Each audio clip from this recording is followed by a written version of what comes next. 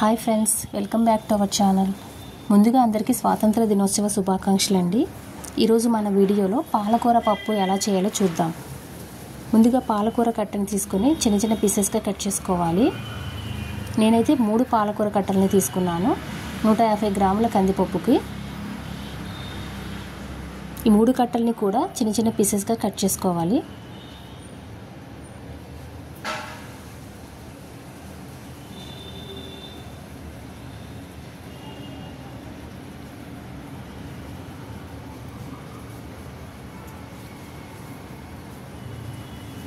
ఈ పాలకూరలో ఎన్నో పోషక విలువలు ఉంటాయండి.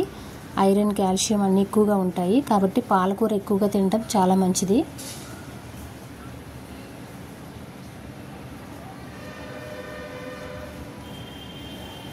ఇలా కట్ చేసుకున్నటువంటి పాలకూరను వేరొక గిన్నెలోకి తీసుకొని వాటర్ని యాడ్ చేసి శుభ్రంగా వాష్ చేసుకోవాలండి. కనీసం 2-3 టైమ్స్ అయినా వాష్ చేయాలి. అప్పుడే అందులో ఉన్నటువంటి మట్టి అంతా పోతుంది.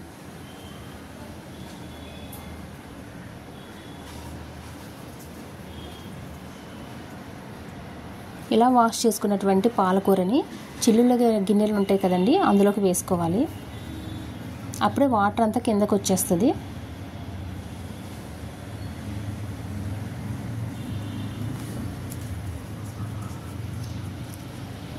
ఇప్పుడు కుక్కర్ తీసుకొని ముందుగానే నానబెట్టి పెట్టుకున్నటువంటి కందిపప్పును వేసుకోవాలి.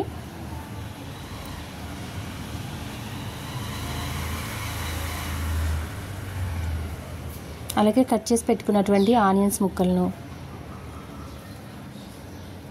తర్వాత కట్ చేసి పెట్టుకున్నటువంటి పాలకూరను,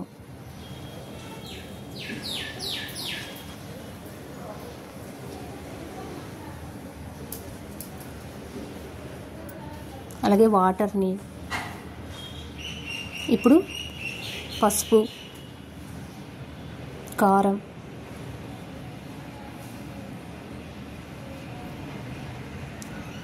చివరిగా చింతపండును వేసుకొని మొత్తం అంతా ఒకసారి కలిపేసి కుక్కర్ మూత పెట్టేసి స్టవ్ మీద పెట్టేయడమేనండి.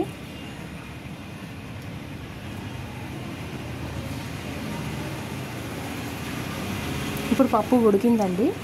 ఇందులో ఉన్నటువంటి వాటర్ని సపరేట్గా వేరే గిన్నెలోకి తీసుకొని పప్పును అంతటిని మెత్తగా మెదపాలండి. ఈ పప్పు మెదిపేటప్పుడు మనం సాల్ట్ వేసుకోవాలి.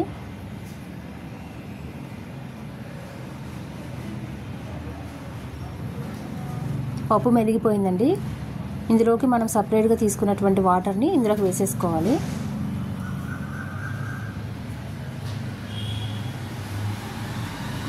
ఇప్పుడు మనం పప్పుకు తాలింపు పెట్టుకుందాం. ఒక ప్యాన్ పెట్టుకొని అందులోకి ఆయిల్ వేసుకోవాలి. ఆయిల్ హీట్ ఎక్కిన తర్వాత ఆవాలు, జీలకర్ర, వెల్లుల్లి రెబ్బలు వేసుకొని వేపుకోవాలి.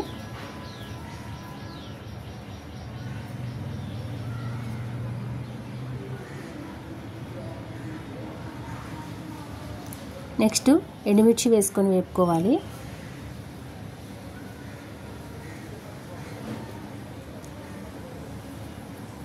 చివరిగా కరివేపాకు వేసుకొని తాలింపు బాగా ఎర్రగా వేగిన తర్వాత పప్పు అందులోకి వేసుకోవాలండి. వేసుకొని మొత్తం అంతా కలిపేయడమేనండి. అంతేనండి, మన పాలకూర పప్పు రెడీ అయిపోయింది. ఈ పప్పు చపాతీల్లో కానీ రైస్లో కానీ చాలా టేస్టీగా ఉంటుందండి. మీరు కూడా ఒకసారి ట్రై చేసి చూడండి. ఎలాగొచ్చిందో కామెంట్ సెక్షన్లో తెలియజేయండి friends. Thank you so much friends.